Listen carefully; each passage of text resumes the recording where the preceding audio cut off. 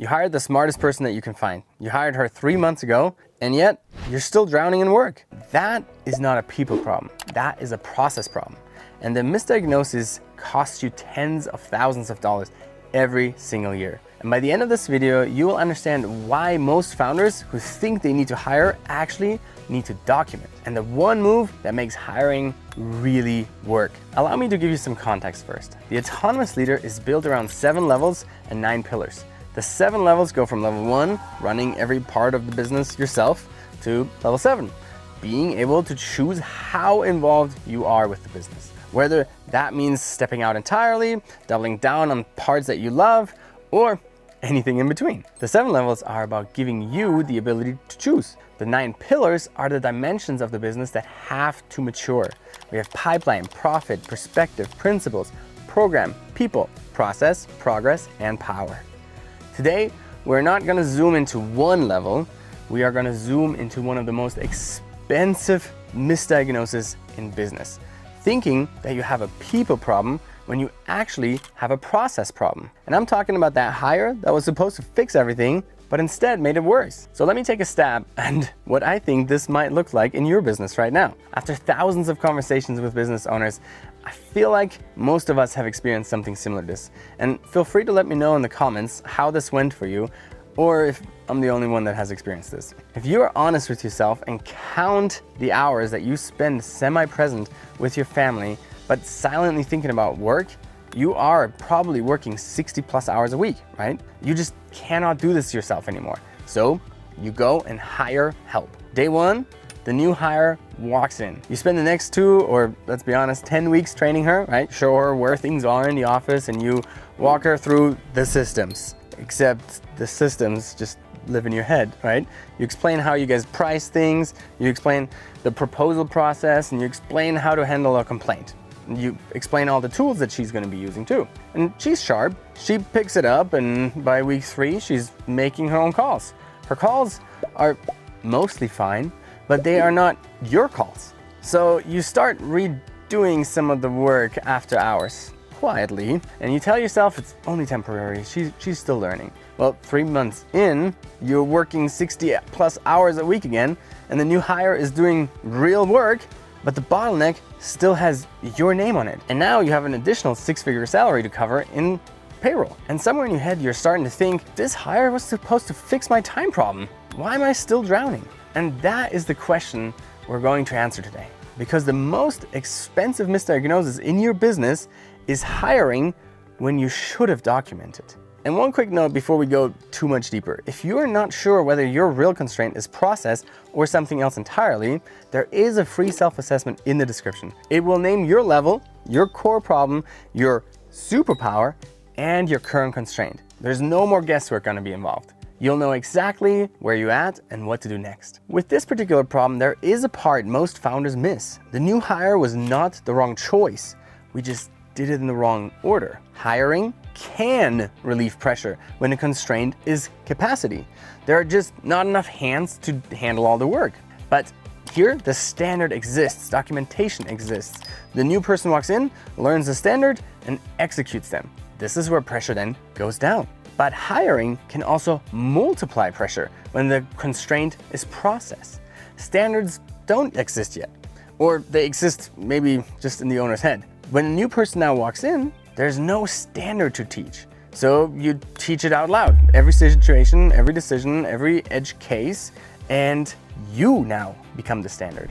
Your time becomes the bottleneck on the new hire's productivity. Most founders are at that second one. They feel underwater because of capacity, but the actual constraint is process. And here's the hard part with all this. Hiring without documentation makes the process problem worse.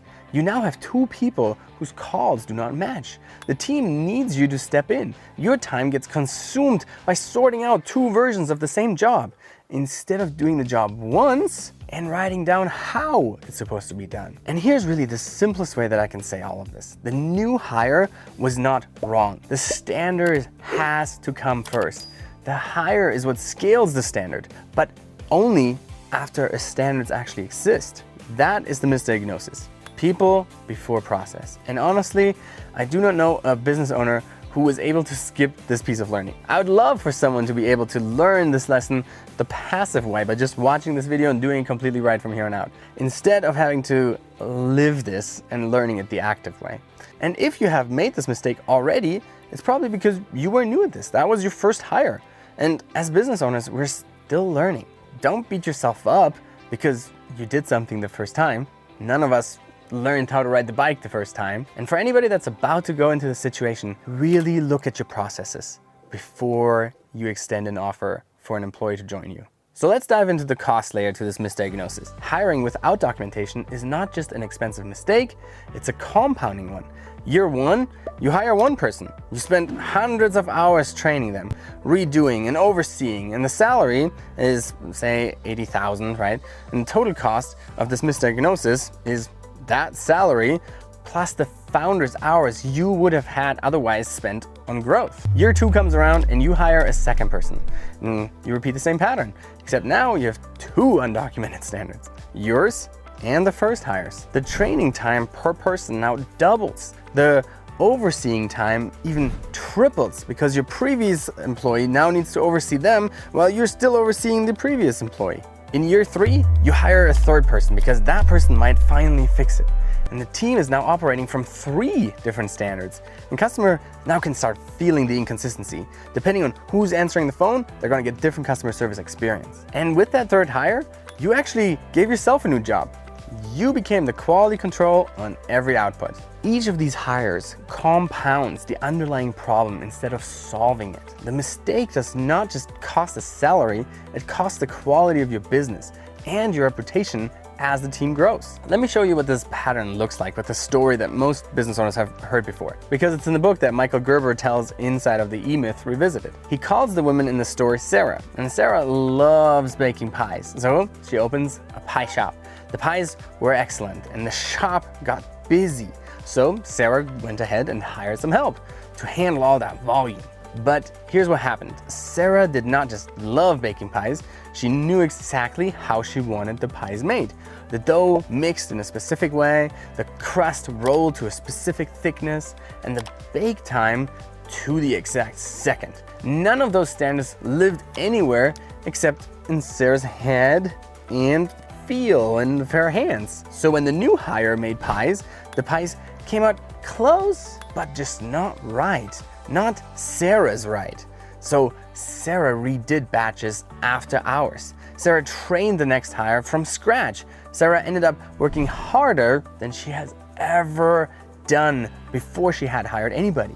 Because now she had payroll, a team, and the same problem she started with. Only Sarah could make a Sarah pie. Gerber's diagnosis is what we are calling the misdiagnosis here. Sarah did not have a people problem. She had a process problem.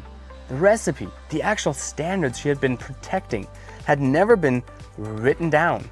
Without writing the recipes down, no new hire could ever learn this. Another thing is that every hire was also learning it slightly wrong because the recipe lived in Sarah's head instead of on a piece of paper that everybody can look at and reference. And I hope by now you can obviously think what the solution would be here. And you're right, we just need to write it down. The thought process behind this is to build a business as if you were going to franchise it tomorrow, which means write the recipe down, standardize the steps, build a manual that lets a competent stranger walk in and produce the result. And that is the move that Sarah missed. The fix is the inverse of the misdiagnosis. Document first, hire second. So let me walk you through 5 steps to avoid this costly mistake. Step 1, take the work you are about to hire for and pick the single most frequent task that this person will do. Not the most complex, just the most repeated. Then step 2, document how you do that task.